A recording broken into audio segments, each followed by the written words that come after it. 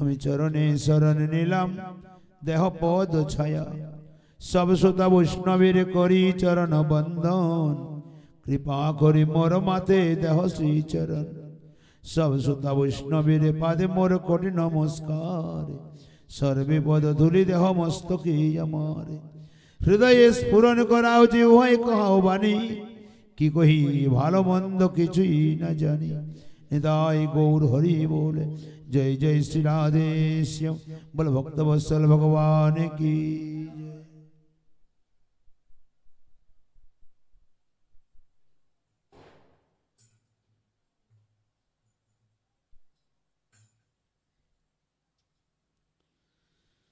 सर्वाग्री माधुसुदमेर परमाराधतम अस्मदीय श्री गुरु पाद पद्मे संकातित भुलुंठित दंडवत प्रणिपादर्पणांतर समुपस्थित सभाय समूह साधु संत महात्मा वैष्णव भक्त श्रोत्री मंडलीर चरणारविंदे असंख्य असंख्य प्रणिपादर्पण करी तदनंतर अर्चित विग्रह वंदना करी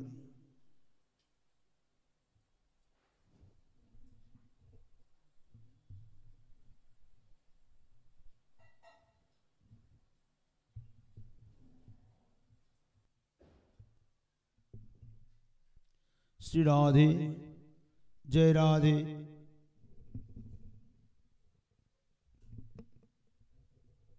श्री राधे जय राधे श्री राधे जय राधे निताय गौर हरि बोल फल भक्त वत्सल भगवान की जय।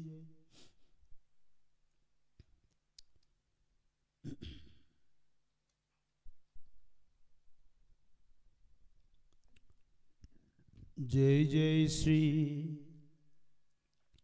राधा रमण जय जय नवल किशोर जय गोपी चित चोर प्रभु जय जय माखन चोर राधे मेरी स्वामिनी मेरा देखो दास जन्म जन्म मोहि दीजियो श्री वृंदावन वास सब द्वारन को छोड़ के राधे आयो तेरो द्वार श्री वृषभानु की लाडली के मेरी और निहारे श्री राधा रानी की जय वृषभानु दुलारी की जय कीर्तिदा कुमारी की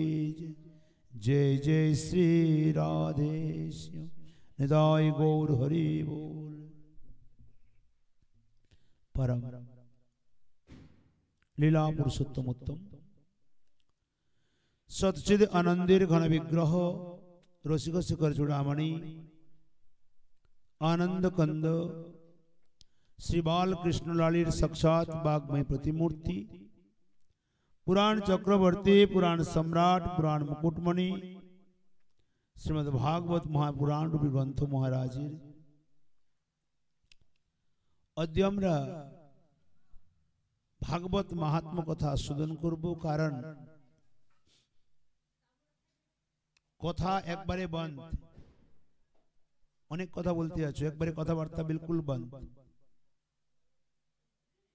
जा कथा जे केउ बोलबे इशाराय बोलबे जेन कोनो शब्द ना हय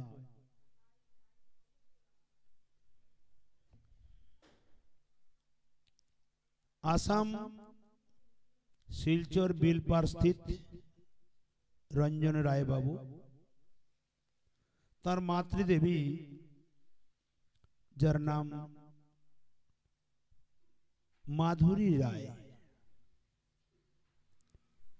उन्हीं विजया दशमीते परेर दिन के एकादशी पूर्ण व्रत करेছিলেন। एकादशी रात्रिते उन्हीं बिलपारे जे विजया दशमी हय मा दुर्गा के भासानो हय ओटा दशमी दिने हय ना एकादशी दिनेतेई हय भीड़भाट्टा थाकार जन्य उनारा दशमी दिने करेन ना। तो एकादशी दिने एकादशी व्रत करे उनी মাকে বিসর্জন দেওয়ার জন্য গেছেন, ফিরে এসে রাত্রিতে ভোজন করে যে ঘুমিয়েছেন, পরের দিনকে আর তার ঘুম ভাঙেনি। উনি একাদশী ব্রত করেই বৈকুণ্ঠে গমন করেছেন। যেহেতু ব্রত করে উনি গেছেন, অতএব ভগবত প্রাপ্ত সুনিশ্চিতই হবেন, এতে কোনো সন্দেহ নেই। পরের দিন মধ্যাহ্ন পর্যন্ত যখন ঘুম থেকে না ওঠে, তখন ডাকতে যায়, তখন শরীর ঠান্ডা হয়ে গেছে। ভগবত লোকে উনি গমন করেছেন। ওদের তাঁরই ভগবত প্রাপ্তি উদ্দেশ্যে আজকে শ্রী শ্রী রাধা মাধব কুঞ্জ কুটির সেবাশ্রমে ভাগবত পাঠের আয়োজন। নিবেদন করব সমগ্র শ্রোতা মণ্ডলীর কাছে, আপনারা সবাই মিলে নিশ্চিত প্রার্থনা করবেন রাধারানীর কাছে, যাতে উনার নিশ্চিত রূপে ভগবত প্রাপ্তি হয়ে যায়।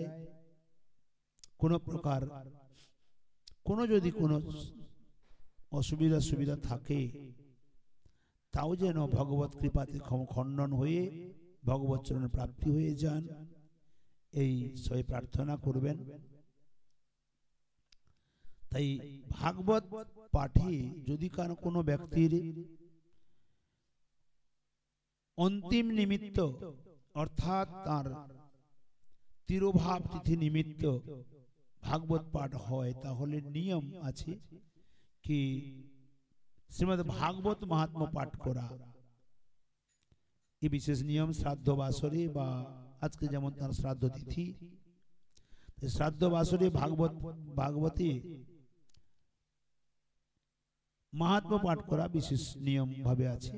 তাই আমরা ভাগবত মাহাত্ম্যটি আস্বাদন করব। বল ভক্তবৎসল ভগবান কি জয়। প্রার্থনা করি কি উনার দিব্য আত্মা ভাগবত শ্রবণ করুন এবং ভগবত লোক প্রাপ্তি হন, শ্রী রাধা মাধবের চরণ কমল প্রাপ্তি হন, এই প্রার্থনা করব। এই আশা করি আমরা ভাগবত পাঠে ব্রতী হব। নিয়ম সেবা মাসে প্রথম দিনেই গমন, তো বৈকুণ্ঠ প্রাপ্তি নিশ্চিতই হবে। ওম নমো ভগবতে বাসুদেবায়। শ্রীমদ্ ভাগবত মাহাত্ম্যম। কৃষ্ণম নারায়ণম বন্দে কৃষ্ণম বন্দে ব্রজপ্রিয়ম। কৃষ্ণম দ্বৈপায়নম বন্দে কৃষ্ণম বন্দে প্রীতাসুতম।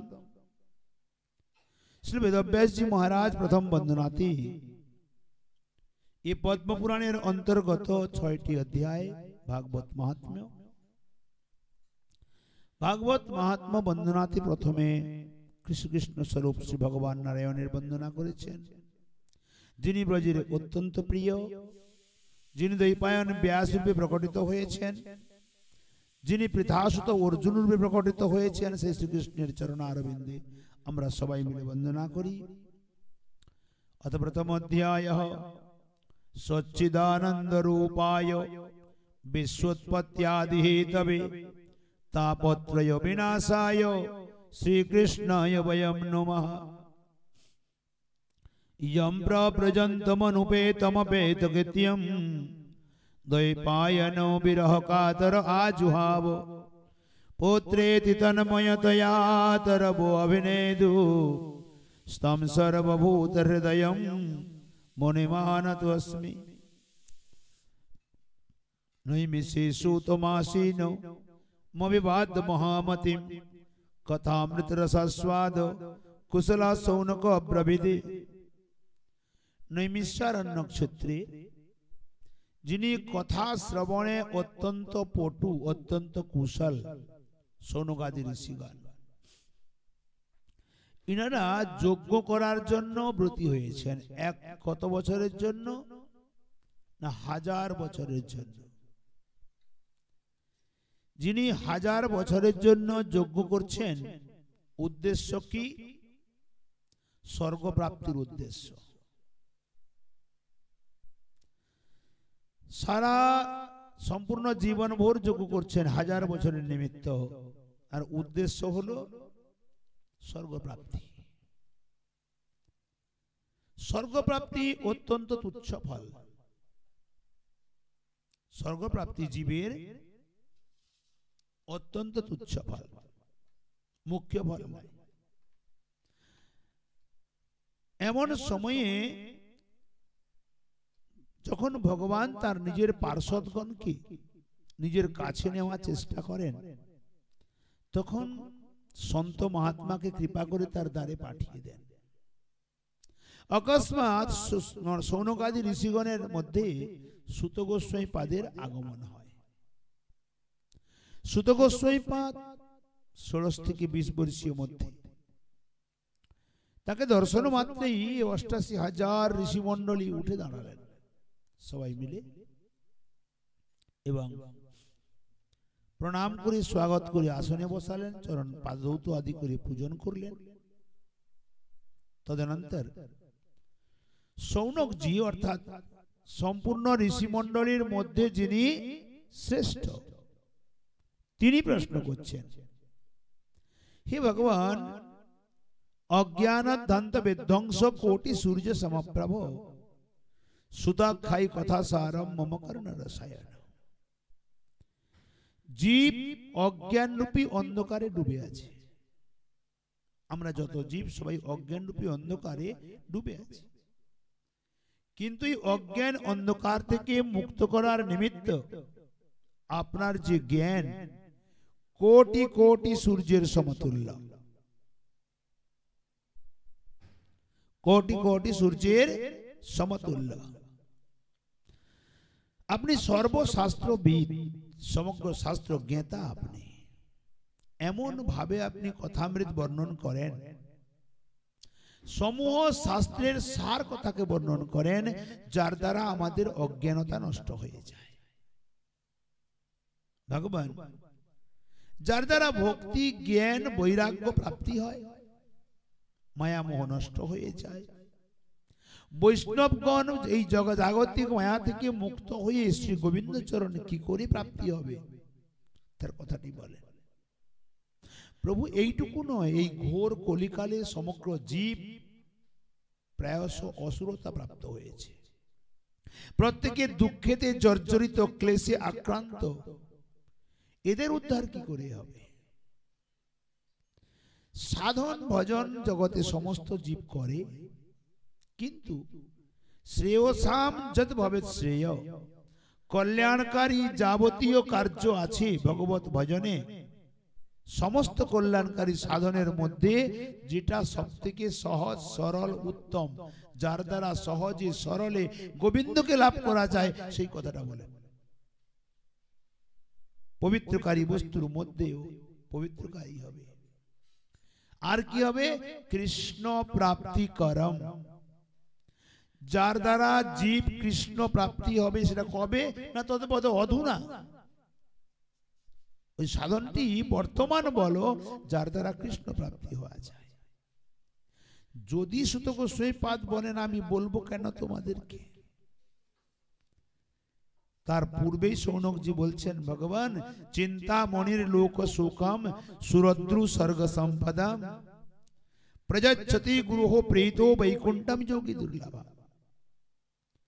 জীব চিন্তামণিকে হাতে নিয়ে যদি কিছু চিন্তা করে, কি পাবে না? পার্থিব সুখ পাবে। স্বর্গের কল্পবৃক্ষ কি দেবে না? স্বর্গের সুখ দেবে। কিন্তু যদি কারোর প্রতি তার গুরুদেব সন্তুষ্ট হয়ে যান, যোগী দুর্লভ বৈকুণ্ঠ লোককে দান করে দেন। যোগী দুর্লভ বৈকুণ্ঠ লোককে দান করে দেন। আর যদি অসন্তুষ্ট হয়ে যান, আর নরকের দ্বার খুলতে হবে না, আপনা আপনি খুলে যায়।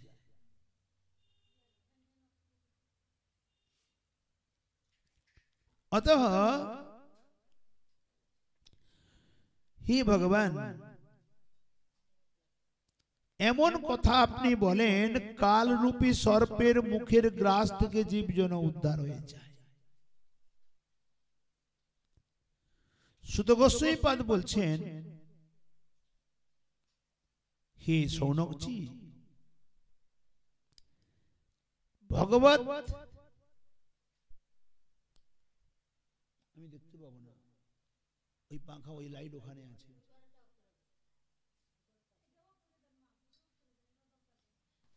ওইখান থেকে হবে, ওই দুটো অফ ওখান থেকে হবে,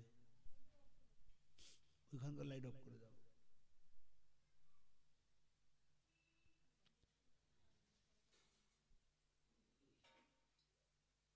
বল ভক্তবৎসল ভগবান কি জয়। সুত গোস্বামীপাদ বলছেন, হে শৌনকাদি ঋষিগণ, তোমাদের অন্তরে অত্যন্ত প্রীতি আছে,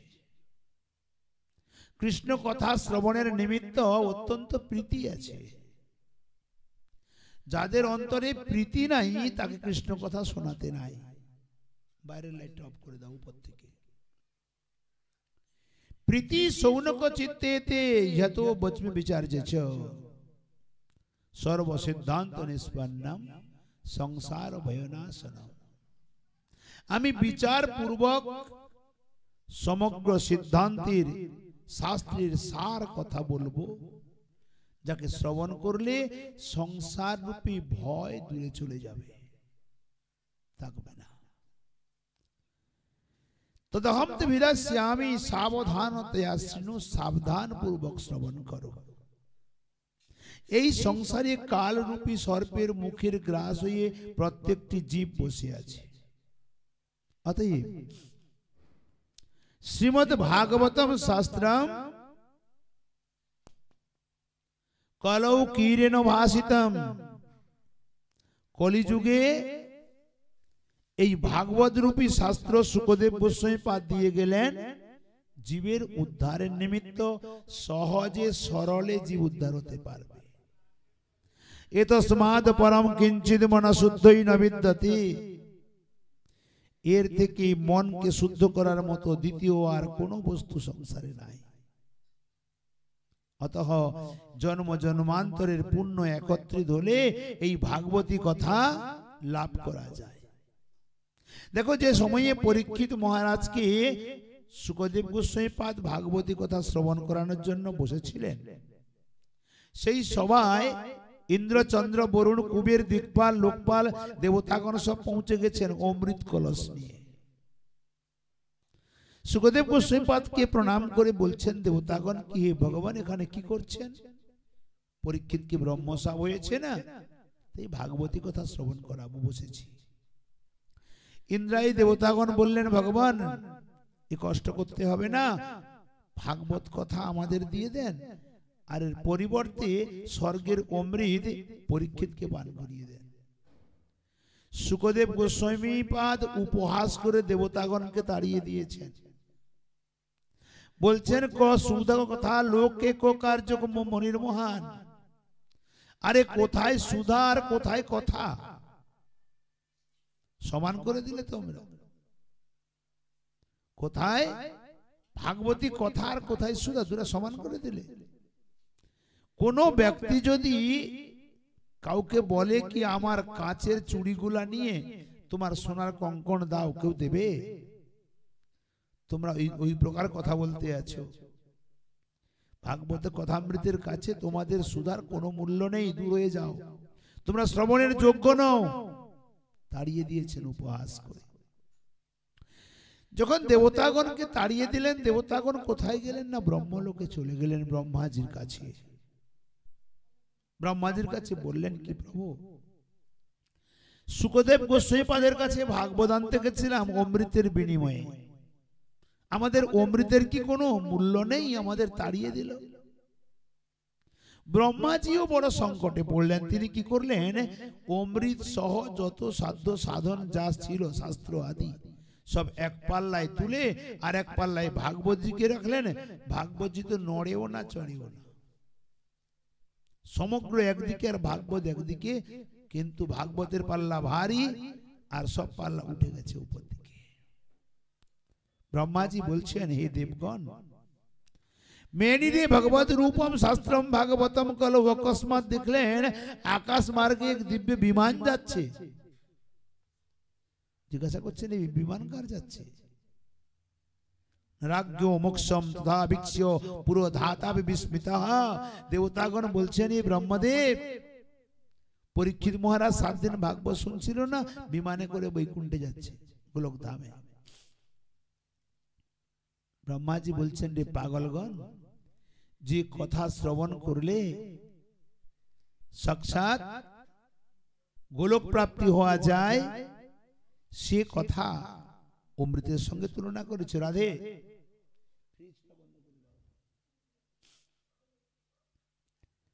অতএব মেনিরে ভগবত রূপম শাস্ত্রম ভাগবতম কলৌ, আমি কলিযুগে ভাগবতকে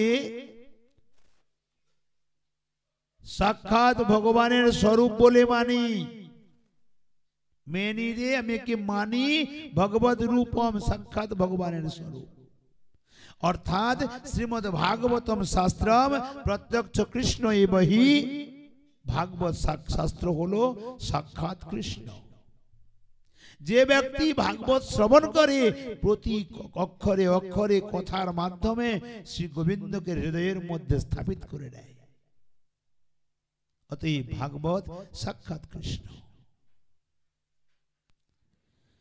যদ্যপি ব্রহ্ম সম্বন্ধ সুতমেত সুরর্ষিণা, যদ্যপি ব্রহ্মাজি ভগবান থেকে পেয়েছিলেন, তদনন্তর নারদকে দিলেন, নারদ ব্যাসকে দিলেন, ব্যাসদেব সুখদেবকে দিলেন, কিন্তু নারদজি এই সপ্তাহ বিধি চতুর্কুমারের কাছ থেকে পেয়েছিলেন,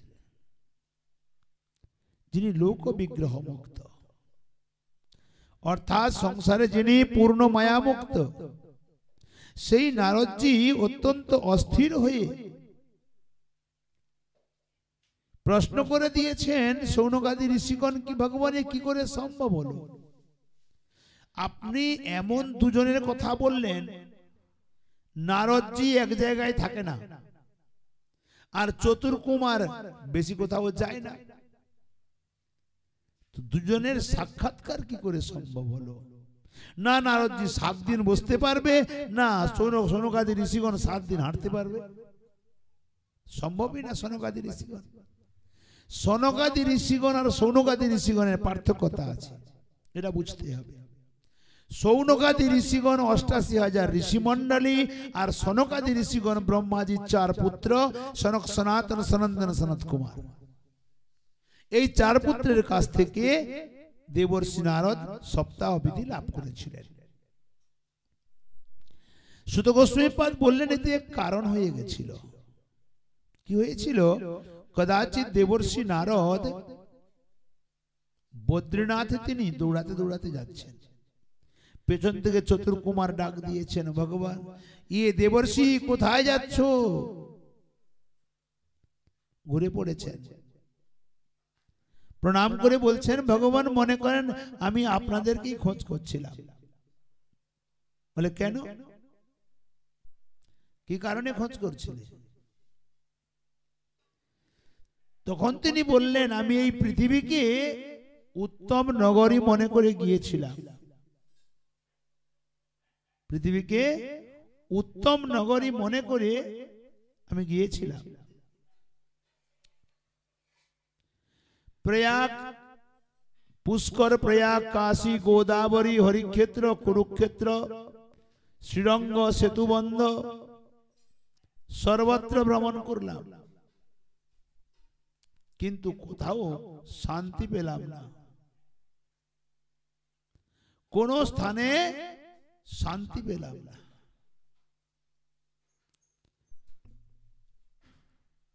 চতুর্কুমার বলছেন, কেন, অসুবিধা কি হলো? না, সমগ্র তীর্থে গিয়ে ভ্রমণ তো করলাম, সমগ্র তীর্থে স্নান করলাম, কিন্তু কোন তীর্থে সত্যম নাস্তি, তপঃ নাস্তি, শৌচম নাস্তি, দয়া দানম ন বিদ্যতে। না সত্য ভাষী কেউ আছে, না তপশ্চর্যা কেউ করে, না শৌচ আচার বিচার করতে রাজি আছে, না দান ধর্ম করতে রাজি আছে। জীব কেবল রাত পোয়ালে উদরম ভরেণ জীবা, কি খাই কি খাই কি খাই কি খাই, আর বরাকা কূট ভাষণ, কেবল কটু ভাষাতে মুখ পরিপূর্ণ, মধুর বাক্য নেই। এই প্রকার মন্দা সুমন্দ মতयो মন্দ ভাগ্য উপদ্রুতাঃ, যে মন্দমতি মন্দ ভাগ্য উপদ্রবগ্রস্ত, এই পরিস্থিতিতেই কাটছে। অতএব মনের দুঃখে আমি ভ্রমণ করতে করতে মনে মনে ভাবলাম শ্রীরাম বৃন্দাবনে যাই, শ্রীহরির লীলাক্ষেত্র, আকাশ মার্গে বৃন্দাবনের দিকে গেলাম। চতুর্কুমার বলছেন, হ্যাঁ হ্যাঁ, বৃন্দাবনে কি দেখলে? না প্রভু, বড় বিচিত্র দৃশ্য দেখলাম। বৃন্দাবনে যমুনা পুলিনে কলকল নিনাদিনী পতিত পাবনে যমুনা পুলিন কোমল বালুকা পরি ষোড়শ বর্ষীয় নবযৌবনা ষোড়শ শৃঙ্গারে বিভূষিতা লাবণ্যময়ী অত্যন্ত সৌন্দর্যবতী এক রমণী বসে আছে। কখনো মস্তকে করাঘাত করে, কখনো ক্রন্দন করে, কখনো হাহুতাশ করে, কখনো চতুর্দিকে তাকিয়ে তাকিয়ে দেখে। শতাধিক নারীগণ তার সেবা করছে। কেউ পাখা করছে, কেউ চামর ডুরাচ্ছে, কেউ ছত্র ধারণ করেছে, কেউ তাম্বুল দিচ্ছে, কেউ জল দিচ্ছে, কেউ চরণ সেবা করছে। কিন্তু এই দেবীর কোনো দিকে ধ্যান নেই। তিনি যেন চতুর্দিকে তাকাচ্ছেন, কেউ তাকে রক্ষা করার জন্য আসবে। আর তার সম্মুখে দুজন বৃদ্ধ পড়ে আছে, যাদের মস্তকে একটিও কেশ পাশ কালো নাই, সাদা। এমনকি মূর্ছিত অবস্থায় পড়ে আছে, কোনো চেতনাও নাই। এই দৃশ্য দেখে আমার বড় কৌতূহল হলো। আমি চলে গেলাম। আমাকে দেখা মাত্রই দূর থেকে ওই দেবী ডাক দিয়ে বলছেন, ভো ভো সাধু ক্ষণম তিষ্ঠ মচ্চিন্তম অপিনাশয়। হে সাধু, ক্ষণ ভোরের জন্য দাঁড়িয়ে যাও, আমার চিন্তাকে দূরীকরণ করো। দর্শনম তবলোকস্য সর্বথাগ হরম পরম। সন্ত দর্শন তো সমগ্র দুঃখকে দূর করার জন্য হয়। দাঁড়িয়ে যাও। বহুধা তব বাক্যেন দুঃখ শান্তির ভবিষ্যতি। আপনার বাক্যে আমার দুঃখ দূর হবে। নারদজি বলছেন, ওনাকে দর্শন মাত্রেই আমি বুঝতে পারিনি উনি কে। তাই জিজ্ঞাসা করলাম, কাশিত্বম কা বিমৌ চেমা নার্যকা পদ্মলোচনা। হে পদ্মলোচনে, তুমি কে? তোমার নাম কি? তোমার জন্ম কোথায় হয়েছে? বাবা মা কে? আর এই দুজন বৃদ্ধই বা কারা? আর যারা সেবা করছে এরা কারা? তুমি ক্রন্দন করছো কেন? তখন দেবী বলছেন, হে দেবর্ষি, আমি তো তোমাকে চিনে নিয়েছি, তুমি আমাকে চিনতে পারোনি। আমি ভক্তি মাতা। দেবর্ষি বলছেন, ভক্তি মাতা, তুমি কাঁদছো কেন? আর এরা দুজন কারা? না, আমার দুই পুত্র। বলে, বড় বিচিত্র। দুই পুত্র, একবারে বুড়া আর মাতা সম্পূর্ণ ষোড়শ বর্ষীয় যুবতী। এ বৈপরীত্যম কথা, এই বিপরীততা কেন? মাতা, ভক্তি মাতা বলছেন, দেবর্ষি, এই কথাটি জানার জন্যই তো আমি তোমাকে ডাকলাম, আবাহন করলাম। তুমি বলো, এই বিপরীততা কেন? আমার জন্ম হয়েছে দ্রাবিড় দেশে, আর কর্ণাটকে বড় হয়েছি। কখনো কখনো মহারাষ্ট্রে ভ্রমণ করতে গেছি, কিন্তু যখন গুজরাটে পৌঁছাই, গুজরাটের পাষণ্ডীগণ আমার অঙ্গ ভঙ্গ করে দিয়েছে। দুই পুত্র বৃদ্ধ হয়ে গেছে। তাই সেখান থেকে বহু কষ্টে দুই পুত্রকে সাথে নিয়ে বৃন্দাবনে এলাম, যমুনা পুলিনে। মনে মনে ভাবলাম, যেহেতু এখানে স্বয়ং গোবিন্দের লীলাস্থলী, এখানে নিশ্চয়ই আমার দুই পুত্র সুস্থ হয়ে যাবে। কিন্তু হে দেবর্ষি, বৃন্দাবনে তো আমি চলে এলাম, আমার ভাবনা অর্ধসত্য ছিল, পূর্ণ সত্য হয় নাই। দুই পুত্র যেমনকে তেমন বৃদ্ধ থেকে গেল, আর আমি ষোড়শ বর্ষীয় যুবতী হয়ে গেলাম। বৃন্দ বন সংযোগাত পুনস্তম তরুণী লবা। নারদজি বলছেন, মাতে, বৃন্দাবনের সংস্পর্শ পাওয়া মাত্রই তুমি তরুণী হয়ে গেছো। তাহলে আমার পুত্র কেন যুবক হলো না? না, এখানে ভক্তি সর্বত্র বিদ্যতে, কিন্তু জ্ঞান আর বৈরাগ্য এ নেওয়ার মতো এখানে কেউ নাই। জ্ঞান বৈরাগ্য নেওয়ার মতো কেউ নাই। কেবল এখানে ভক্তি সর্বত্র বিদ্যতে। যে বস্তু নেওয়ার মতো কেউ থাকবে না, ও তো নষ্ট হয়ে যাবে না। এখন তুমি কাউকে কোনো জ্ঞানের কথা বলতে যাও, ও উল্টে তোমাকে 100টা জ্ঞান দিয়ে দেবে। কিন্তু ভক্তি সবাই চায়।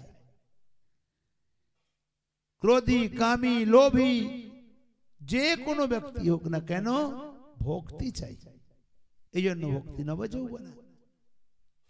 দেবর্ষি নারদ বলছেন, মা তুমি চিন্তা করো না, তুমি তো কৃষ্ণ প্রিয়া।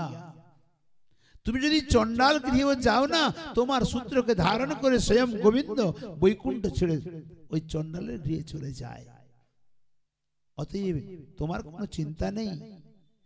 দেখো স্বয়ং গোবিন্দ দ্রৌপদীকে রক্ষা করেছেন কৌরবের দুঃখ থেকে, গোপ সুন্দরীগণকে পালন করেছেন। তাই হে মা, তোমাকেও নিশ্চিত রক্ষা করবেন, তোমার 2 পুত্রকে অবশ্য সুস্থ করবেন। আমি প্রতিজ্ঞা করছি, অন্য ধর্মান তিরস্কৃত পুরস্কৃত মহোৎসবান তদা নাহম হরের দাস লোকে তম ন প্রবর্তই তস্মিং স্তং স্থাপয়িষ্যামি গৃহে গৃহে জনে জনে। আমি তোমাকে ঘরে ঘরে জনে জনে স্থাপিত করব মা, তুমি চিন্তা করো না। এই বলে জ্ঞান বৈরাগ্যের কানের কাছে মুখ দিয়ে ডাকতে লাগলেন, রে জ্ঞান, রে বৈরাগ্য, ওঠো জাগো। শোনে না। মোর মোর গীতা পাঠ, বেদ বেদান্ত আদি সব পাঠ করলেন, পুরাণ পাঠ করলেন, কিচ্ছু হলো না। তখন মোহর মোহর গীতা পাঠ করতে লাগলেন বারংবার। গীতা শুনতে শুনতে একটু হাই তুললো, আবার মূর্ছিত হয়ে পড়ে গেল। মাতা ভক্তি মহারানী বলছেন, দেবর্ষি তোমার মন্ত্র তো কোনো কাজ করছে না। এমন সময় আকাশবাণী হলো, হে দেবর্ষি, উদ্যম সফলস্তেয়ম ভবিষ্যন্তি না সংশয়। তোমার এই উদ্যম অবশ্য পূর্ণ হবে, এতে সংশয় নাই। কিন্তু এর নিমিত্ত তোমাকে সৎকর্ম করতে হবে, আর ওই সৎকর্ম কোন সন্ত শিরোমণি তোমাকে বলবে। যেমন এই কথা বলে দিলেন। দেবর্ষি নারদ বলছেন, ভগবান এ সন্ত শিরোমণি কে বলবে, আমি কোথায় পাবো? আকাশবাণী তো এইটুকু বলে চলে গেল। দেবর্ষি নারদ সন্ত শিরোমণি খুঁজতে খুঁজতে আজ চতুর্কুমারের সঙ্গে সাক্ষাৎকার হয়েছে 1 বছর পরে। আজ হাত জুড়ে বলছেন, ভগবান আমি তো আপনাদের খোঁজ করছিলাম, কৃপা করে বলেন সৎকর্ম কাকে বলে? আমি বেদ পাঠ, বেদান্ত পাঠ, গীতা পাঠ, পুরাণ পাঠ সব করলাম, ওটা কি সৎকর্ম হলো না? চতুর্কুমার বলছেন, হে দেবর্ষি চিন্তা করো না, মা চিন্তাম কুরু দেবর্ষে হর্ষম চিত্তে সমাবহ। হে দেবর্ষি চিন্তা করো না, আনন্দ করো, আনন্দ করো। দেবর্ষি বলছেন, বাপরে আমার তো 1 বছর ঘুম নাই, খাওয়া ঘুম চলে গেছে, আর আমি আনন্দ করব? বলে হ্যাঁ আনন্দ করো। বলে ভগবান আগে তো বলো সৎকর্ম কাকে বলে? না সৎকর্মষ্টকো নূনম জ্ঞান যজ্ঞসিত বুধৈহি। ভাগবত সপ্তাহ যজ্ঞকে জ্ঞান যজ্ঞ বলে, আর এই জ্ঞান যজ্ঞকে সৎকর্ম বলে। ভাগবত সপ্তাহ যজ্ঞের দ্বারা যে কোনো পিতৃপুরুষ, যে কোনো ভূত প্রেত যক্ষ রক্ষ গয় গন্ধর্ব যে কোনি জনি চলে যাক না কেন, যদি ঠিক মতো ভাগবত শ্রবণ করে, পাপ করতে করতে যদি নরকেও চলে যায়, আর যদি ভাগবত শ্রবণ করতে পারে, উদ্ধার হয়ে গোবিন্দচরণ প্রাপ্তি হয়ে যাবে। এতে ন সংশয়, কোনো সংশয় নাই। অতএব শ্রীমদ ভাগবতা লাপহ শতগীত সুকাদিভি। সুখদেব গোস্বামী পাদে ভাগবত সপ্তাহ কথাকে লিখে গেছেন। বজিষ্যদয় কষ্টম সুখম ভক্তের ভবিষ্যতি। ভাগবত কথা শ্রবণ করলে ভক্তি, জ্ঞান, বৈরাগ্য হৃদয়ে প্রকটিত হয়, আর যাবতীয় দুঃখ আপনা আপনি দূরে চলে যায় এবং সুখের আবির্ভাব হয়। প্রলয় পর্যন্ত দূরে চলে যায়, অর্থাৎ প্রলয়েও প্রাণ ত্যাগ করবে না জীব যদি ভাগবতের আশ্রয় নেয়। প্রলয়ামি গবিষ্যন্তি শ্রীমদ্ ভাগবত ধ্বনে। চিন্তা করে দেখো, কেউ যদি ভাগবতকে আশ্রয় করে প্রলয়কালেও তার কোনো ক্ষতি হবে না। অতএব নারদজি বলছেন, ভগবান ঠিক আছে, ভাগবতের দ্বারা যে হবে তার প্রমাণটা কি করে বুঝবো যে ভাগবতের দ্বারা হবে? চতুর্কুমার বলছেন, দেখো তুমি ভালোভাবে জানো, জেনেও জগতের জন্য প্রশ্ন করছো। যেমন একটি আম গাছে সর্বত্র রস আছে, ওই রস কিন্তু মিঠা লাগে না। ওই রস একত্রিত হয়ে যখন ফল হয়, ফলটা অত্যন্ত স্বাদিষ্ট হয়। যখন আমরা ফল হয়, ফলে বিশ্ব মনোহরা। কিন্তু কেউ যদি মনে করে আম যখন এত মিঠা, আম গাছে কামড় দি রস কত মিঠা হবে, ওই ব্যক্তি দাঁত ভালোই ভেঙে যাক, আমের স্বাদ গাছে পাবে না। সেই প্রকার দুগ্ধের মধ্যে ঘি আছে, ঘি দিয়ে যজ্ঞ হয়, ঘৃত প্রদীপ জ্বালানো হয়। কেউ যদি মনে করে দুগ্ধ দিয়েই যজ্ঞ করব, আগুন ভালোই নিভে যাক, যজ্ঞ তো ভুলেও হবে না, কারণ দুগ্ধ কোনোদিন জ্বলে না। ঠিক সেই প্রকার আখের মধ্যে রস আছে, যে রস থেকে চিনি হয়, মিশ্রি হয়, গুড় হয়। কিন্তু যদি কেউ মনে করে এর থেকেই চিনি হয়, এখান থেকেই গুড় হয়, এত কষ্ট করে কি আখের রস দিয়ে তৈরি করি, কখনো হবে না। যে কার্য গুড়ের দ্বারাই, চিনির দ্বারাই হবে, আখের রসের দ্বারা হবে না। যে কার্য ঘৃতের দ্বারাই হবে, দুগ্ধের দ্বারাই হবে না। ঠিক ওই প্রকার যে কার্য আম্রের দ্বারাই হবে, আম্র বৃক্ষের দ্বারা হবে না। ঠিক ওই প্রকার যে কার্য ভাগবতের দ্বারাই হবে, বেদ বেদান্ত উপনিষদের দ্বারা হবে না। ভাগবত সর্বক্ষেত্রে শ্রেষ্ঠতম। অতএব ইদম ভাগবতম নাম পুরাণম ব্রহ্ম সংহিতাম। এই ভাগবত নাম পুরাণ স্বয়ং ভগবান ভক্তি, জ্ঞান, বৈরাগ্য স্থাপিত করার নিমিত্ত প্রকাশ করেছেন। এতে বিস্ময় করার কিচ্ছু নেই। নারদজি বলছেন, ভগবান আমার বিস্ময় নেই, আপনাদের বাক্যে আমি পূর্ণ আশ্বস্ত।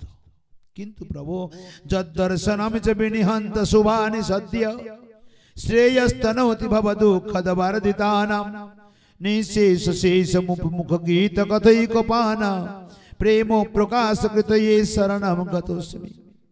হে প্রভু, যার দর্শন মাত্রে সমগ্র অশুভ দূরে চলে যায়, যার কেবল দর্শন মাত্রেই ভব সংসারের সমূহ দুঃখ সদ্য তৎক্ষণাৎ নাশ হয়ে যায়, সেই শেষ নাগের মুখারবিন্দের কথাকে পান করতে করতে হৃদয়ে প্রেম প্রকাশ হয়েছে। তাই আমি শরণাপন্ন প্রণাম। ভাগ্যোদয়েন বহু জন্ম সমর্জিতেন সৎসঙ্গমম চ লভতে পুরুষো যদা বৈ অজ্ঞান হেতুকৃত মোহ মদান্ধকার নাশম বিধায়িত দেয়তি বিবেকঃ। ভাগ্য উদয়েন বহু জন্ম সম অর্জিতেন পুণ্যেন। বহু বহু জন্মের সৎকর্ম একত্রে ধরে যে সদ্ভাগ্যের উদয় হয়, তার দ্বারা যে ভাগ্যের উদয় হয়, সেই ভাগ্যের দ্বারা সৎসঙ্গ লাভ হয়। আর সৎসঙ্গের দ্বারা কি হয় না, অজ্ঞানের দ্বারা যে মোহাম্মদের অন্ধকার, সৎসঙ্গের দ্বারা ওটি নষ্ট হয়ে যায় এবং হৃদয়ে বিবেক জাগরিত হয়। সুতরাং হে ভগবান, আপনি কৃপা করে চলেন কোথায় না, বৃন্দাবনে আপনারা চলেন, ভাগবত কথা করে সৎকর্ম জ্ঞানযোগ্য করে জ্ঞান ভক্তি বৈরাগ্যের সুস্থতা সম্পাদন করবেন। চতুর্কুমার বলছেন, দেখো হে দেবর্ষি, প্রথম কথা হলো বদ্রীনাথ থেকে বৃন্দাবন প্রায় 650 কিলোমিটার রাস্তা বর্তমান সময়ে, তখনকার কথা নয়। এখান থেকে বহু দূরত্ব, এত দূরে যাওয়ার ইচ্ছা নেই। আর দ্বিতীয়, যারা শ্রবণ করবে তাদেরকে তো কিছু পরিশ্রম করাও, না হলে ভাগবতের মর্যাদা বুঝবে না। তাই এক কাজ করো, যদি ভাগবত করতে চাও, বৃন্দাবন থেকে বদ্রীনাথের বিলকুল মাঝখানে হরিদ্বার। এখান থেকে হরিদ্বার 325 কিলোমিটার রাস্তা, হরিদ্বার থেকে বদ্রীনাথ 325 কিলোমিটার রাস্তা। তাই হরিদ্বারে করো। এই বলে হরিদ্বারে আয়োজন করলেন। বলো ভাগবত ভগবান কি জয়, চতুর্কুমার কি জয়, ভক্তবৎসল ভগবান কি জয়। আরম্ভ করলেন। যেমনই চতুর্কুমার ব্যাস গইতে বসেছেন, সামনে দেবর্ষি নারদ বসেছেন। ছড়িয়ে পড়লো কথা, চতুর্কুমার ভাগবত করছেন, ভূলোকে পাতাল লোকে দেব লোকে সর্বত্র ছড়িয়ে পড়ল। 14 ভুবনের যত জীব সবাই এসেছে, দেবতা গন্ধর্ব যক্ষ রক্ষ কিন্নর ব্রহ্মাজি ইন্দ্র চন্দ্র বরুণ কুবের দিকপাল লোকপাল নাগগণ অসুরগণ যক্ষ রক্ষগণ সমগ্র নদ নদীগণ বেদের 4 লাখ মন্ত্র মূর্তিমন্ত হয়ে এসেছে। সম্পূর্ণ গঙ্গা তট পরিপূর্ণ হয়ে গেছে। আর আজ চতুর্কুমার প্রথম আরম্ভ করছেন কথা, জগতের প্রথম কথা, যেখানে 4 জন বক্তা আর 1 জন মুখ্য শ্রোতা বর্ণন করছেন। সদা সেব্যা শ্রীমদ্ ভাগবতী কথা, যস্য শ্রবণ মাত্রেণ হরিশ্চিত্তম সমাশ্রয়িত। সদা সেব্যা শ্রীমদ্ ভাগবতী কথা। হি নারদজি, একে নিত্য নিরন্তর সেবা করো, সদা সর্বদা। এর জন্য কোনো বার তিথি নক্ষত্র সময় অসময় কোনো প্রয়োজনীয়তা নেই। যস্য শ্রবণ মাত্রেণ হরিশ্চিত্তম সমাশ্রয়িত, যাকে শ্রবণ মাত্রেই শ্রী হরি চিত্তের মধ্যে আশ্রয় করে বসে যায়। 18,000 শ্লোক যুক্ত এই ভাগবত যে শ্রবণ না করেছে, যতদিন পর্যন্ত শ্রবণ না করবে ততদিন সংসার থেকে উদ্ধার হতে পারবে না। কি শ্রবণ করতেই হবে। 1000 গ্রন্থ শ্রবণ করে কি লাভ? কিংস্তুই বহুবিধ শাস্ত্রের পুরাণশ্চ ভ্রমাবহৈ, পুরাণগুলি ভ্রম সৃষ্টি করে। একম ভাগবতম শাস্ত্রম মুক্তিদানেন গর্জতি, একমাত্র ভাগবত শাস্ত্র মুক্তি দেওয়ার জন্য গর্জনা করছে। এই প্রকার বর্ণনা করতে লাগলেন। শুনতে শুনতে শুনতে শুনতে প্রায় 7 দিন চলতে লাগলো। আকাশ মার্গ থেকে জয়কার হতে লাগলো, উলুধ্বনি শঙ্খধ্বনিতে গগন ভরে উঠলো জয়ধ্বনিতে। এমন সময়ে সবার মধ্য দিয়ে একজন যুবতী আর 2 জন যুবক নাচতে নাচতে এসেছে আর গান করছে, শ্রীকৃষ্ণ গোবিন্দ হরে মুরারে, হে নাথ নারায়ণ বাসুদেব। গান করতে করতে চলছে। পৌঁছে গেল ব্যাসগদির সম্মুখে, হাত জোড়ে করে বলছে, ভগবান আমি জ্ঞান ভক্তি বৈরাগ্য আমাদের জন্যই ভাগবত করেছিলেন, দেখুন সুস্থ হয়ে সামনে পৌঁছে গেছি। জ্ঞান বৈরাগ্য যুবা হয়ে গেছে। যাদের জন্য ভাগবত করছে তারা ছিল কোথায়? মানে রোগী কোথায় ছিল? না বৃন্দাবনে। ওষুধ খাওয়াচ্ছে কোথায়? না হরিদ্বারে। খাওয়াচ্ছে কাকে? না অন্য আরেকজনকে। ওখানে সুস্থ হয়ে গেছে। এখানে প্রমাণিত করলেন, কোন ব্যক্তির নিমিত্ত যদি কোনো ব্যক্তি সংকল্প নিয়ে 7 দিন ভাগবত শ্রবণ করে তো ওই ব্যক্তি উদ্ধার হয়ে যায়, কল্যাণ হয়ে যায়। সুতরাং যদি কোনো মৃত ব্যক্তি, নরকগত ব্যক্তি বা কোনো পাপী ব্যক্তিও ভূত প্রেত হয়ে যায়, তার জন্য যদি অন্য কোনো ব্যক্তি সংকল্প করে ভাগবত শ্রবণ করে তো ওই অতৃপ্ত আত্মার উদ্ধার হয়ে যায়, এ সুনিশ্চিত। এই প্রকার বর্ণন করতে করতে যখন জ্ঞান ভক্তি বৈরাগ্য চলে এলেন, তখন জ্ঞান ভক্তি বৈরাগ্য স্থান দিলেন। কোথায় দিলেন জ্ঞান ভক্তি বৈরাগ্য? কি না বৈষ্ণব মানসানি, বৈষ্ণবের মানস পটলে গিয়ে নিবাস করো। ভক্তি সুতৌ তৌ তরুণৌ গৃহীত্বা প্রেমৈক রূপা সহসা বিরাসিদে, শ্রীকৃষ্ণ গোবিন্দ হরে মুরারে নাথেতি নামানি মুহুর বদন্তি। জ্ঞান ভক্তি বৈরাগ্য, হে কৃষ্ণ হি হরে মুরারে, হে নাথ, এই প্রকার বলে কীর্তন করছেন। চতুর্কুমার স্থান দিলেন, তোমরা ভক্তেষু গোবিন্দ স্বরূপ কর্ত্রী, ভক্তের হৃদয়ে নিবাস করো। কি কাজ করব? না গোবিন্দের স্বরূপকে জাগাও, প্রেমকে ধারণ করো, ভবরাগ রোগকে নষ্ট করো। সাত্বম চতিষ্ঠ সুধৈর্য সংশয়া নিরন্তরম বৈষ্ণব মানসানি নিরন্তর বৈষ্ণবীর মানস পটলে নিবাস করো। শ্রী রাধে।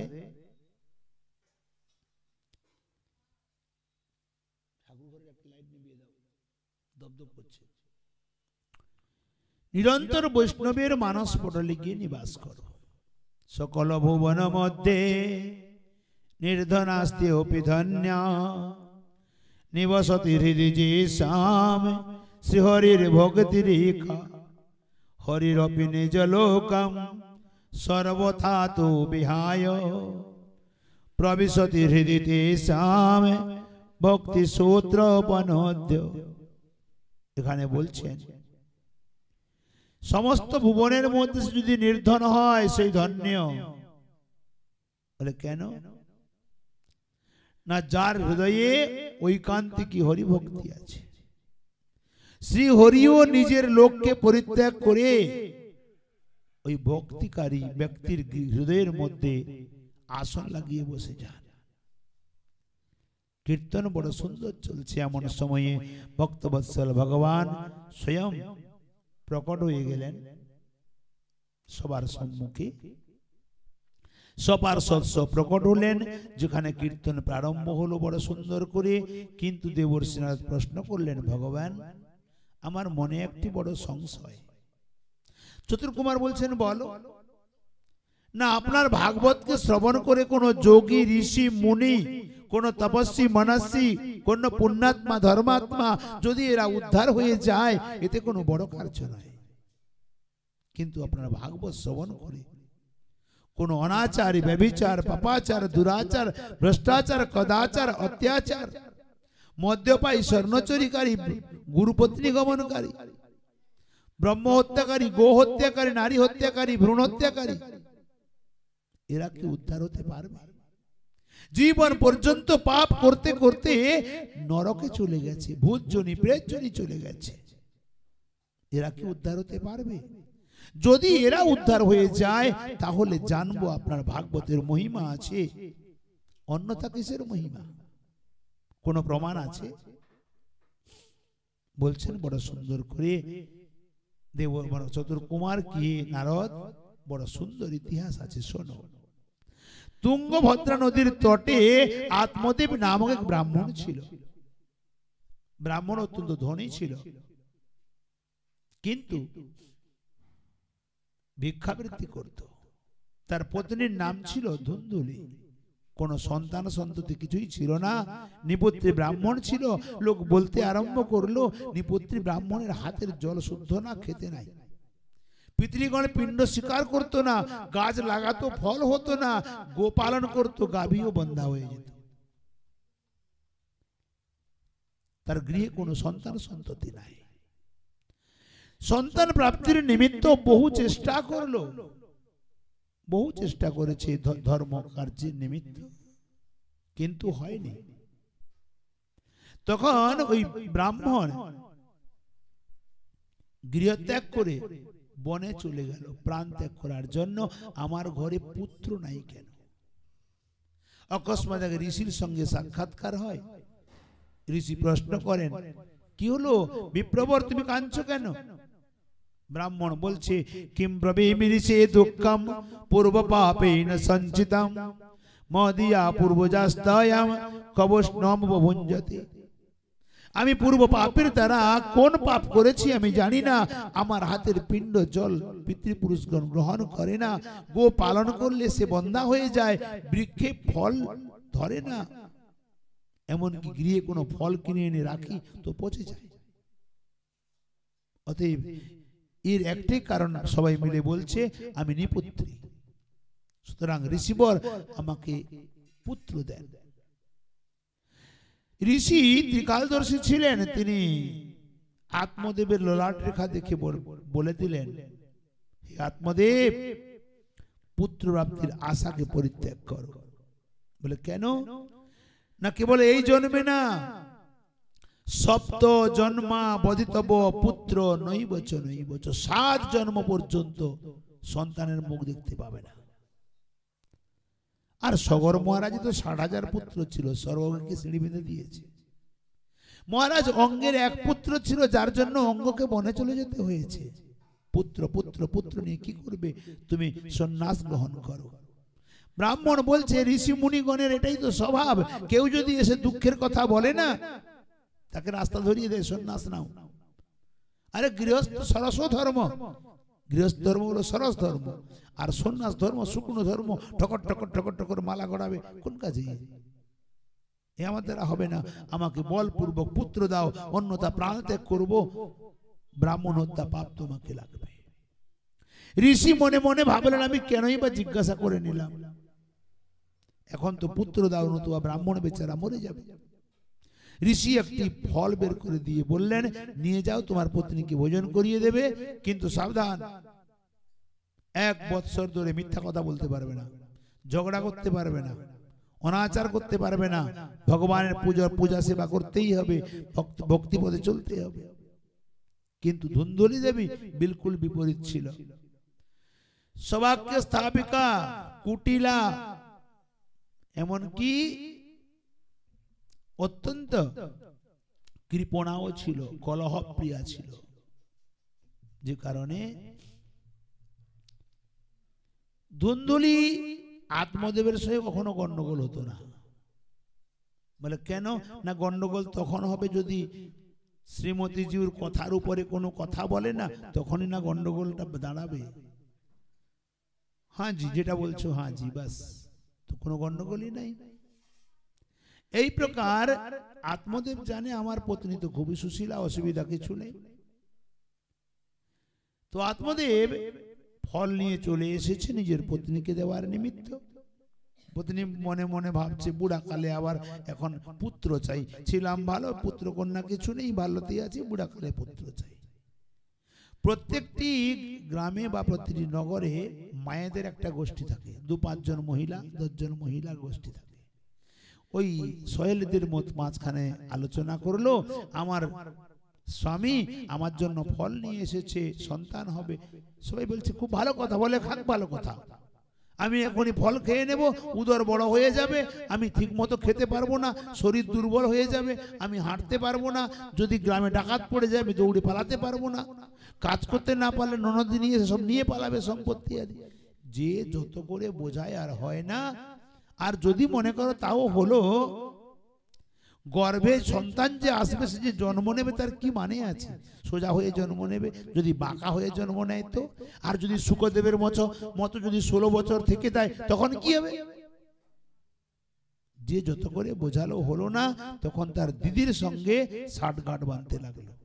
তার এক ভগিনী ছিল, ভগিনী মনে মনে চিন্তা করছে আমার দিদির ঘরে তো কোনো সন্তান সন্ততি নেই, আর আমার ঘরে সন্তানের অভাব নেই, সম্পত্তি দিদির অভাব নাই। দিদিকে বলছে দিদি রে, আমার একটা কথা শোন, তোর ঘরে তো সন্তান নেই আর আমার ঘরে সন্তানের অভাব নেই, আমার গর্ভেও একটা সন্তান আছে, জামাই বাবুকে কিছু বলবি না, তোর স্বামীরে কিচ্ছু বলবি না, ওকে বলবি আমি গর্ভবতী, আমাকে ছুবে না, আর আমি রাতে রাত আমার সন্তান জন্ম নেওয়া মাত্রই তোকে দিয়ে দেব। মনে মনে ভাবলো আমার সন্তান যদি তার ঘরে থাকে তার সম্পত্তিটা তো পুরোটাই পাবে, ধন লোভে দিয়ে দিল। এদিকে ধুন্ধুলি দেবী উদরে একটি করে প্রতি মাসে কাপড় জোড়াতে লাগলো, উদর বৃদ্ধি হলো, সময় অনুসার ওদিকে পুত্র জন্ম নিল, রাতে রাত দিয়ে দিল। আত্মদেব বলতে লাগলো খুশির ঠিকানা নেই, আমার তো পুত্র হয়েছে, আমার পুত্র হয়েছে, খুশির ঠিকানা নেই। এদিকে ব্রাহ্মণকে দান আদি করতে লাগলো।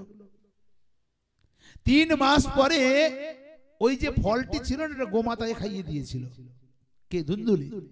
3 মাস পরে এক পুত্র জন্ম নিল, কান দুটি গরুর মতো, শরীরটি মানুষের, নাম হয়ে গেল গোকর্ণ। বল গোকর্ণজি মহারাজ কি জয়। আর এদিকে যে পুত্রটা হয়েছিল তার নাম দিল ধুন্ধুকারী। ধীরে ধীরে 2 পুত্র বড় হতে লাগলো, ধুন্ধুকারীকে তার মা মানুষ করছে আর গোকর্ণকে তার বাবা মানুষ করছে। আত্মদেব বাল্যকাল থেকে গোকর্ণকে বেদ বেদান্ত আদি পাঠ শেখানো, গায়ত্রী মন্ত্র শেখানো, পূজা পাঠ করা, ধ্যান করা সব শিখিয়েছে।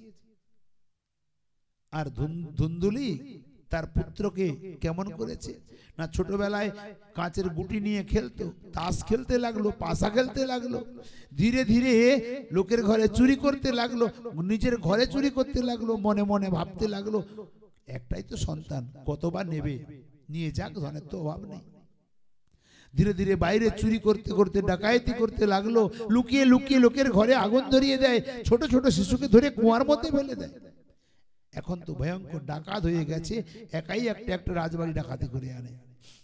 এই করতে করতে ব্যবসা গমন করতে লাগলো, মদ্যপান করতে লাগলো, কোনো পাপে আর বাকি থাকলো না। আজ তার বাবা বলছে, রে পুত্র, তোকে প্রাপ্তি হওয়ার নিমিত্ত কত সন্ত মহাত্মার চরণে আমি মাথা রেখেছি, আর তুই আমার ঘরকে নরক করে দিলি, সম্পূর্ণ সম্পূর্ণ নরক করে দিলি আমার ঘরকে।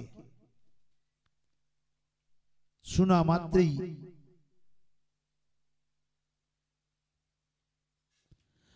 মাত্রই ধুন্ধুকারী বলছে, আমি যা করছি ঠিক করছি, যদি মাঝখানে কথা বলবে না ঠিকানা লাগিয়ে ছাড়ব। আজ কান্না করছে কে? আত্মদেব। গচ্ছামি কতিষ্ঠামি কোমে দুঃখম ব্যপহেদ প্রাণম স্তজামি হা কষ্টম মম দুঃখে ন সংস্থিতম। অর্থাৎ আমি কোথায় যাব, কার কাছে যাব, আমি কার কাছে যাব? গচ্ছামি কতিষ্ঠামি কোমে দুঃখম ব্যপহেদ, আমার দুঃখকে কে দেখবে?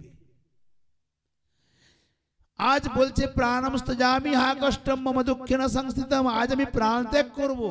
প্রশ্ন, সেদিন মরতে গিয়েছিল কেন? বহু ধ্যান দিয়ে শুনবে এই জায়গাটা। আত্মদেব প্রথম দিনে মরতে গিয়েছিল কেন? পুত্র নাই কেন? আজ মরতে যাবে বলছে কেন? না পুত্র হলো কেন? বন্ধত্তম তু সমীচীনম, কুপুত্র দুঃখদায়ক, আমি বন্ধা ছিলাম, ভালো ছিল, এ কুপুত্র কেন হলো? আমার সংসারকে নরক করে দিল, সম্পূর্ণ আমার জীবনকে নরক করে দিল। কিন্তু মহাত্মাগণ কি বলে জানেন? কুপুত্র হলে বরং ভালো। বলে কেন? যখন পিঠে মার পড়বে না, ঘর দুয়ার ছেড়ে আপনা আপনি বৃন্দাবন ভাগবে, ডান্না না পড়লে ঘর ছাড়বে না, এত মোহ। আজ বলছে কুপুত্র আমার ঘরকে নরক করে দিল। এমন সময়ে গোকর্ণ এসে বলছেন, পিতাশ্রী কেন কান্না করছো? কেন বলো? বলে পুত্র, আমি কার কাছে যাব, কোথায় যাব? না পিতাশ্রী, অসার খলু সংসার দুঃখ রূপী বিমোহক সুতহক সধনম কস্য স্নেহ বাঞ্জলতে নিশম। এই অসার সংসার কেবল দুঃখদায়ক, মোহ মাত্র সার। যারা এতে স্নেহবান ব্যক্তি নিত্য নিরন্তর জ্বলতেই থাকে, জ্বলতেই থাকে, জ্বলতেই থাকে, কেবল জ্বলতে থাকে। এই জন্য নিয়ম, যদি পুত্র জন্ম নিয়েছে, পুত্র বড় হয়েছে, পুত্রকে বিবাহ করিয়েছো, সংসারের ভার ছেড়ে দিয়ে নিশ্চিন্ত হয়ে সরে যাও, ওরা ওদের কার্য করুক। যতদিন কামড়ে পড়ে থাকবে ততদিন যন্ত্রণা পেতে থাকবে। আজকে তুমি আছো, কালকে যদি নাও থাকো না, ওর সংসার ঠিক চলবে, কোনো সংসারে বাধা পড়বে না, কোনো সমস্যা হবে না। যে সংসার তোমাকে ছাড়া 15 দিন চলতে পারে, ওই 1 মাসও চলতে পারবে। তোমাকে ছাড়া যে সংসার 1 মাস চলতে পারে, সে 1 বছরও চলতে পারবে। আর যে সংসার তোমাকে বাদ দিয়ে 1 বছর চলতে পারে, ও আজীবনও চলতে পারবে। তার জন্য চিন্তা কিসের? কামড়া কামড়ি কেন? চলে এসছো বৃন্দাবন ধামে, সংসারকে ভুলে এখানে থাকো। এখানে থেকে আমি ওখানে সংসার পরিচালনা করব তো কি হবে? আমি তো এখনো সংসারে পড়ে আছি, আছি না? আছি এখানে, আর সংসার চালাচ্ছি ওখানে, তো আমি তো এখনো সংসার থেকে বেরোই নাই। ওদের হাতে ছাড়ো, ওদের সংসার ওরা দেখবে, ওরা কেমন করে দেখবে, ওদেরকে বাঁচতে দাও না ওদের মতো। তুমি তোমার মতো কেন হাত দিয়ে পড়ে আছো? আজ না ছাড়লে একদিন যমরাজ জবরদস্তি ধাক্কা দিয়ে ছাড়াই দেবে। তখন কি হবে? তখন ওদের কে দেখবে? অতএব নিজে থাকা অবস্থায় ওরা পায়ে দাঁড়াক, তাদের উপরে ভার ছেড়ে দাও, তবে দাঁড়াতে পারবে।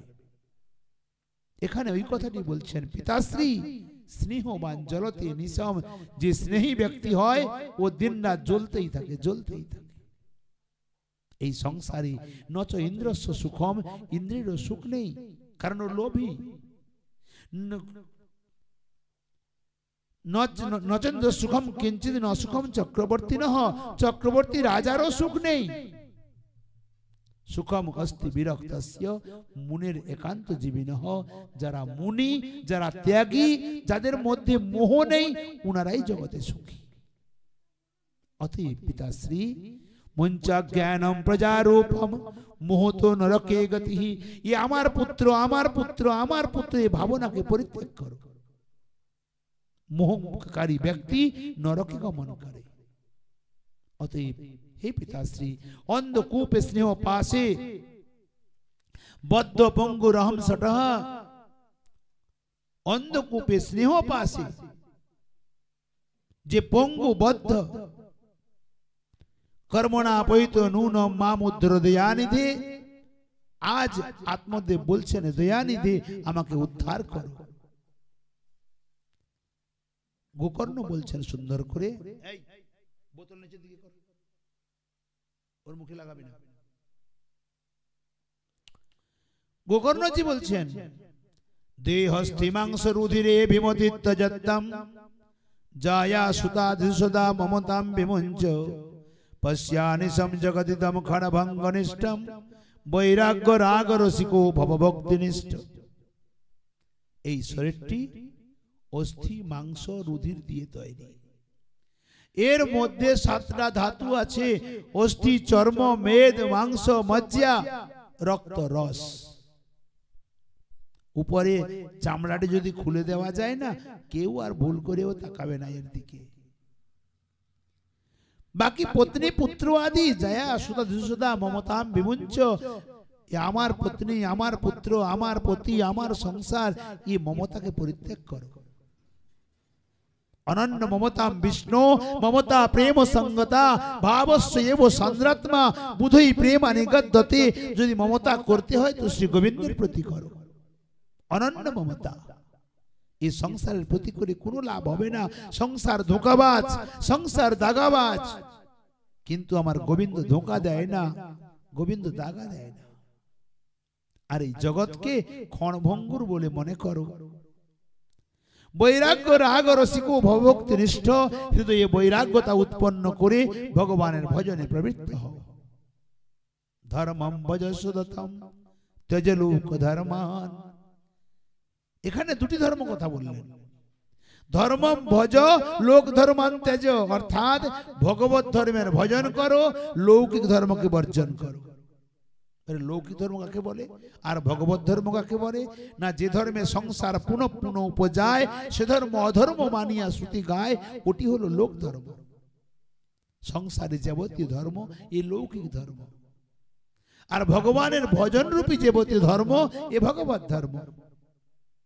সেবস্য সাধু পুরুষান। পিতাশ্রী যদি সেবা করতে হয় সাধু পুরুষের সেবা করো। জহি কাম তৃষ্ণার, কাম তৃষ্ণাকে জয় করো। অন্য সদোষ গুণচিন্তন মাস মুক্ত। অন্যের দোষ গুণকে দেখা দূরের কথা, মনে চিন্তা করাও নিষিদ্ধ। মনে চিন্তা করাও সম্পূর্ণ নিষিদ্ধ, তাতে আমার নিজের ভজন নষ্ট হয়ে যাবে। সেবা কথা রসমোহ নিতরাম পিবত্যম, নিত্য নিরন্তর হরিগুণ গাথা রূপী কথাকে সেবা করো। গোকর্ণজির এই কথাকে শ্রবণ করে আত্মদেব গৃহত্যাগ করে চলে গেলেন বৃন্দাবনে। আর শ্রী হরির পরিচর্যাতে নিত্য নিরন্তর যুক্ত হয়ে শ্রীকৃষ্ণের যে নিত্য কথা শ্রীমদ ভাগবত দশম স্কন্ধকে পাঠ করতে করতে প্রাণ ত্যাগ করলেন, শ্রী গোবিন্দ চরণ প্রাপ্তি হয়ে গেলেন। বল ভক্তবৎসল ভগবান কি জয়। তৎপশ্চাৎ তদনন্তর কি করলেন? আত্মদেব তো উদ্ধার হয়ে গেল। ধুন্ধুকারী তার মাকে বলছে, মা, আমার পিতা বনে যাওয়ার আগে গুপ্তধন কোথায় লুকিয়েছিল দে, যদি দিতে না পারবি তাহলে মুখে মশাল জ্বালিয়ে আগুন দিয়ে পুড়িয়ে মারব। তো এখন ধুন্ধুকারী মাকে যখন অত্যন্ত উৎপীড়ন করতে চেষ্টা করলো, তার মা ধুন্ধুলি দেবী ঘরের পেছনে একটি কুয়া ছিল, সেই কুয়াতে পড়ে প্রাণ ত্যাগ করলো। চিন্তা করে দেখো, গোকর্ণকে তৈরি করেছিল কে? আত্মদেব। তার গতি কি হলো? উদ্ধারে গোবিন্দ প্রাপ্তি হয়ে গেল। ধুন্ধুকারীকে তৈরি করেছিল কে? তার মা। যেমন তৈরি করলো, গতি কি হলো? আত্মহত্যা করে প্রাণ ত্যাগ করলো কুয়ার মধ্যে। অতএব সন্তানকে যেমন তৈরি করবে ফলটা তেমন হবে। বল ভক্তবৎসল ভগবান কি জয়। অতঃপর গোকর্ণজি দেখলো পিতাও চলে গেল, মাও মারা গেল, এ ঘরে আর কোন কাজ? গৃহ ত্যাগ করে চলে গেল তীর্থধামে, তীর্থযাত্রায়। আর ধুন্ধুকারী কি করলো? দেখলো পথের কাঁটা আপনা আপনি সরে গেছে, পিতার সম্পত্তি বাড়ি তো আমার হাতে। 5 জন বেশ্যাকে নিয়ে ঘরে রাখলো। আর এই 5 জন বেশ্যা একদিন যুক্তি করে ধুন্ধুকারীর মুখে মশাল আগুন দিয়ে, গলায় ফাঁস দিয়ে, হাত পাকে বেঁধে মেরে ফেললো এবং মাটি খুঁড়ে পুঁতে ফেলে ধন সম্পত্তি সব নিয়ে পালিয়ে গেল। ধুন্ধুকারী ভয়ঙ্কর প্রেত হয়ে গেল। একদিন গোকর্ণজি যখন কানো কান শুনতে পেল ধীরে ধীরে কি তার ভ্রাতার এভাবে অপঘাত মৃত্যু হয়েছে, বিভিন্ন তীর্থে গেল, শ্রাদ্ধ দিল, গয়া ক্ষেত্রে গেল, গয়াপিণ্ড দান করলো। ভারতের সমগ্র তীর্থে গমন করে করে শ্রাদ্ধ দিয়ে দিয়ে গেছে। অন্তিমে গয়াপিণ্ড দান করে নিজের গৃহে ফিরে চলে এলো গোকর্ণ। রাত্রে ঘুমিয়ে আছে কোথায়? এই আত্মদেবের ভাঙা ঘরের মধ্যে। অকস্মাৎ দেখে দূর দূর করে আগুন জ্বলছে, আবার দেখে নিভে যায়, আবার দেখে ওই তো এক হাতি আসছে, কখনো দেখে সিংহ আসছে, এই প্রকার ভয়ঙ্কর স্বরূপ দেখতে পাচ্ছে। তখন জিজ্ঞাসা করলো, কে তুমি? আমাকে ভয় দেখাচ্ছ কেন?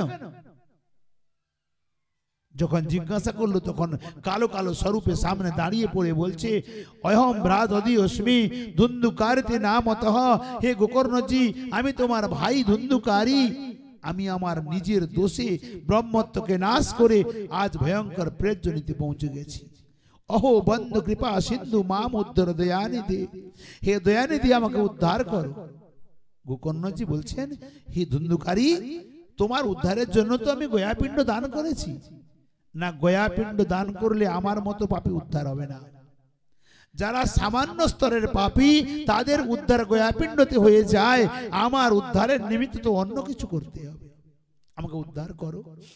গোকর্ণজি বললেন, তুমি যাও, দেখি আমি কি করতে পারি। রাত পোয়ালো, গ্রামবাসীগণ সবাই এলো, গোকর্ণজির সঙ্গে দেখা হলো। গোকর্ণজি রাত্রের সমস্ত কথা বললেন এবং প্রশ্ন করলেন, আমার ভ্রাতার উদ্ধার কি করে হবে?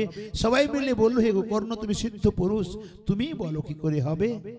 গোকর্ণজি নিজের তপস্যার বলের দ্বারা সূর্যের গতিপথকে রোধ করলেন এবং প্রার্থনা করলেন, আমার ভ্রাতার মুক্তি কি করে হবে বলেন।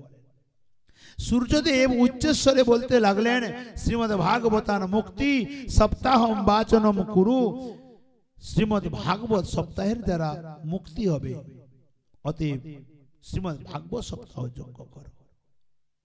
এই বলে অন্তর্ধান হয়ে গেলেন। এদিকে গোকর্ণজি শ্রীমদ্ ভাগবত সপ্তাহ প্রারম্ভ করলেন।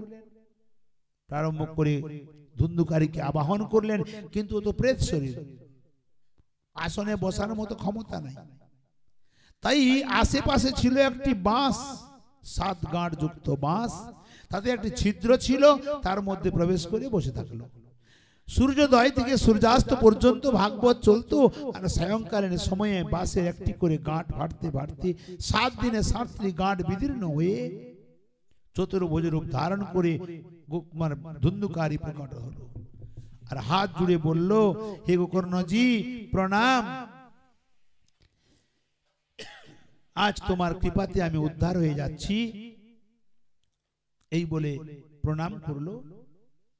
গোকর্ণজি বলছেন, এই দেখতে দেখতেই তিনজন বিষ্ণু পার্ষদ পৌঁছে গেলেন। গোকর্ণজি প্রণাম করে বললেন, হে বিষ্ণু পার্ষদগণ প্রণাম, আপনাদেরই পক্ষপাত আমার ভালো লাগলো না। বলে কেন? যদি ভাগবত শ্রবণ করলে বাস্তবিক উদ্ধার হয়, তাহলে আমার এই সভায় তো প্রচুর শ্রোতা আছে, নির্মল শ্রোতা, সবার জন্য বিমান আনা প্রয়োজন ছিল, সবাই উদ্ধার হয়ে যেত। কেবল গোকর্ণের জন্য কেন নিয়ে এসেছেন? আমার ধুন্ধুকারীর জন্য? বিষ্ণু পার্ষদগণ বললেন, হে গোকর্ণজি তোমার কথা বিলকুল সত্য, কিন্তু তোমার সভায় যারা বসে আছে না, কেউ তো একটা ব্যক্তিও কেউ মন দিয়ে ভাগবত শোনে না। আর যে শোনে মনন করে না, শ্রবণ করে মনন করে না।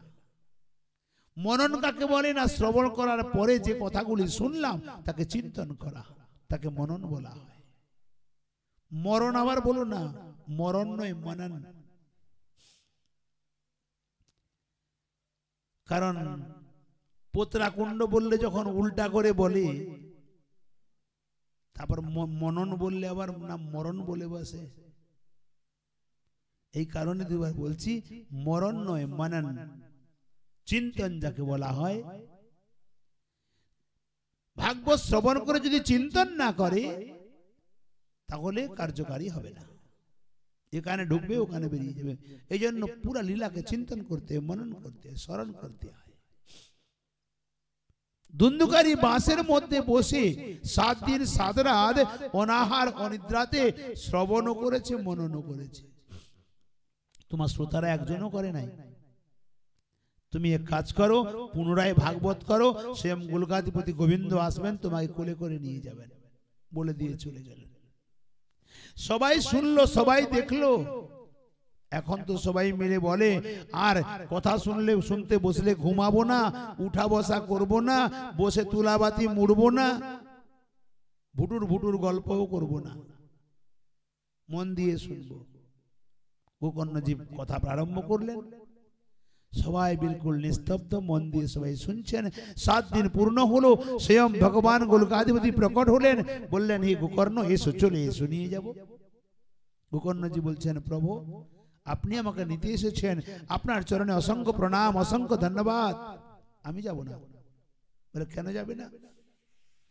যে পর্যন্ত এই গ্রামের একটা কোনো কীট পতঙ্গ উদ্ধার হতে বাকি আছে, সে পর্যন্ত আমি গ্রাম ছেড়ে যাব না, বারবার ভাগবত করব। আর সবাইকে তুমি উদ্ধার করবে, তারপরে আমি যাব। ভগবান হেসে বলছেন, গোকর্ণ তোমার যখন ইচ্ছা হয়েছে, সবার উদ্ধার হয়ে গেছে। ইশারা করা মাত্রই অসংখ্য অনন্ত বিষ্ণু পার্ষদগণ এলেন, সব জীবকে ছুঁয়ে দেয়, চতুর্ভুজ রূপ ধারণ করে বিমানে বসে আর বৈকুণ্ঠে চলে যায়। আর সবশেষে স্বয়ং ভগবান গোকর্ণকে কোলে করে নিয়ে চলে গেলেন স্বয়ং নিজে। কোথায় না? গোলক ধামে। बोलो गोकर्ण जी महाराज की जय, भक्तवत्सल भगवान की जय, भागवत भगवान की जय।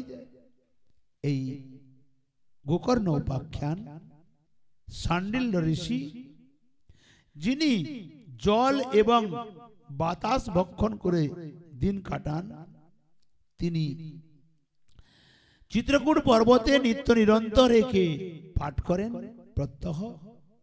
এখানে বলছেন, এই গোকর্ণ উপাখ্যানের একটি অক্ষর যার কর্ণে প্রবেশ করবে, যার কর্ণে একটি অক্ষরও প্রবেশ করবে, পিতশ্চতে গর্ভগতান ভূয়ঃ, সে আর পুনর্বার মাতৃগর্ভে আসবে না। যদি কোনো শ্রাদ্ধ বাসরে মাতৃপিতৃ কর্মে যদি ভাগবত পাঠ করা যায়, এই মাহাত্ম্য পাঠ, পিতৃপুরুষগণ অনায়াস উদ্ধার হয়ে শ্রী গোবিন্দ চরণ প্রাপ্তি হয়ে যান। এখানে বর্ণন করেছেন, ভূমততে কিমি ফলবিন্দম উজ্জ্বলম সপ্তাহ যজ্ঞেন কথা সঞ্চিতম কর্ণেন গোকর্ণ কথাক্ষরোজয়ী পিতশ্চতে গর্ভগতা ন ভূয়ঃ। এর মাতৃগর্ভে আসবে না, একটা অক্ষর যে শ্রবণ করবে। বাতাম্বুপর্ণা সনদে হসোষণাই স্তপোভিরুগ্রৈ চিরকাল সঞ্চিতৈ যোগৈ সংজাতিন তাম গতিমি বৈ সপ্তাহগাতা শ্রবণেন জানতি যা। চিরকাল তপস্যা করে যাগ যজ্ঞ করে যে ফল প্রাপ্তি হয় না, সপ্তাহ যজ্ঞ তা পাওয়া যায়। অতএব এই গোকর্ণ উপাখ্যান বা ভাগবত সপ্তাহ যজ্ঞ ভূত প্রেত যক্ষ রক্ষক এই গন্ধর্ব এদেরকে উদ্ধার করার নিমিত্ত যেখানে ভূতেরা ক্ষেত্র আছে ওখানে যদি পাঠ করি ওরা উদ্ধার হয়ে চলে যায়। কোনো পাতাল পুষ্কর গৃহ যদি হয় সেখান থেকে উদ্ধার হয়ে যায়।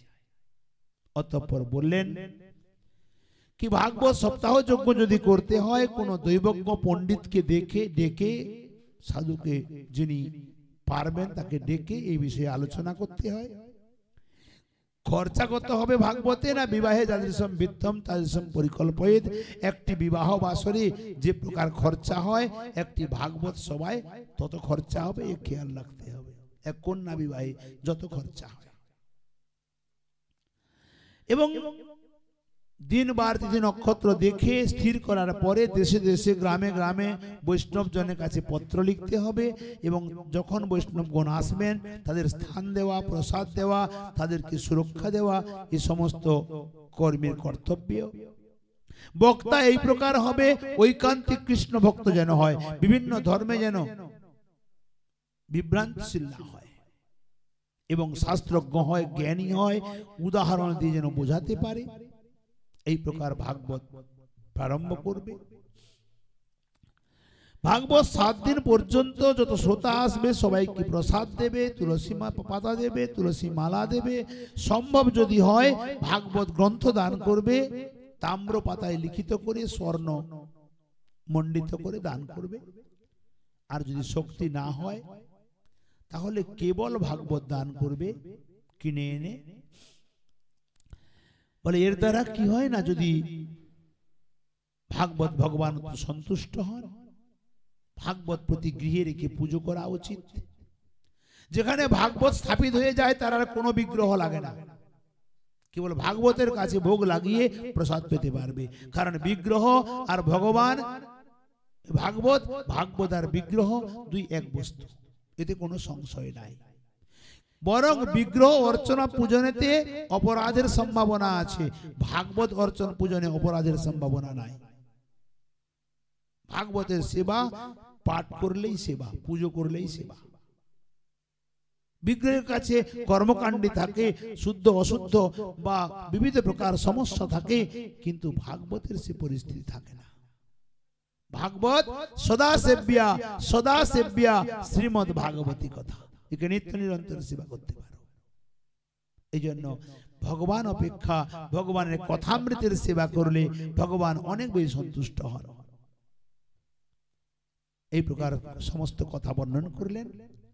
তদনন্তর বলছেন অসারে সংসারে বিষয় বিষ সংজ্ঞাকুল দিয় ক্ষণার্ধম ক্ষেমার্থম পিবত সুখ গাতা তুল সুধাম কিমর্থম ব্যর্থম ভো ব্রজত কুপতে কুৎসিত কথে পরীক্ষিত সাক্ষী যত শ্রবণগত মুখে তোকেতে কথনে। এখানে বলছেন এই অসার ঘোর সংসারে বিষয় বিষের মধ্যে ডুবে থাকা জীব কেন কুপথে ভ্রমণ করছো?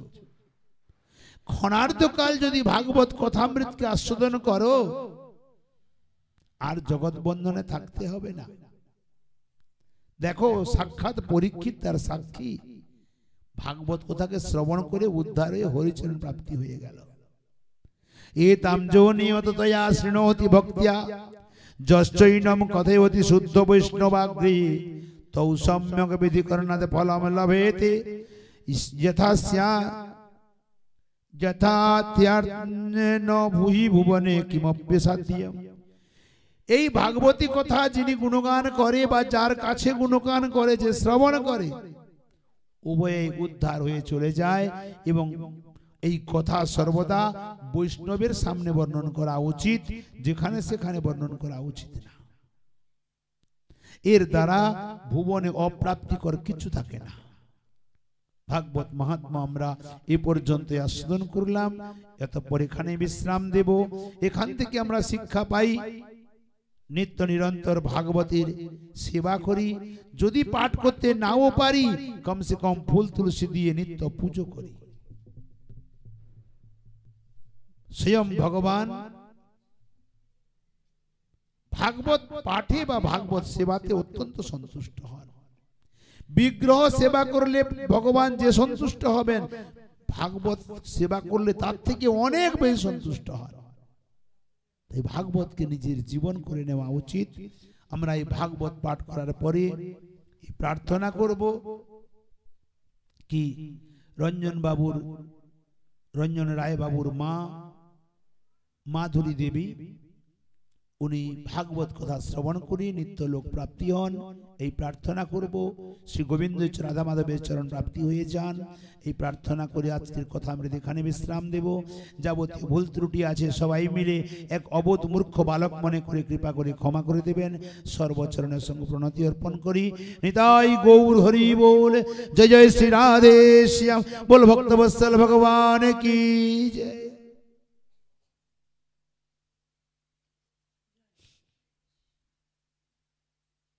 बोल भागवत महापुराण की जय। श्री सुखदेव गोस्वामी जी महाराज की जय। श्री वेदव्यास जी महाराज की जय। श्री परीक्षित जी महाराज की जय। श्री हरि कथामृत की जय। श्री राधा माधव लाल की जय। श्री राधा माधव कुंज कुटीर सेवाश्रम की जय। श्रीधाम वृंदावन की जय। वृंदावन बेलाल की जय। राधा रानी की जय। जमुने महारानी की जय। वृंदे महारानी की जय। तुलसी महारानी की जय। भक्ति महारानी की जय। सौपस्थि भक्त मंडली की जय। हरिनाम संकीर्तन की जय। अपन अपन श्री गुरु महाराज की जय। जय जय श्री राधे श्याम। निताई गौर हरि बोल। बोल भक्तवत्सल भगवान की जय।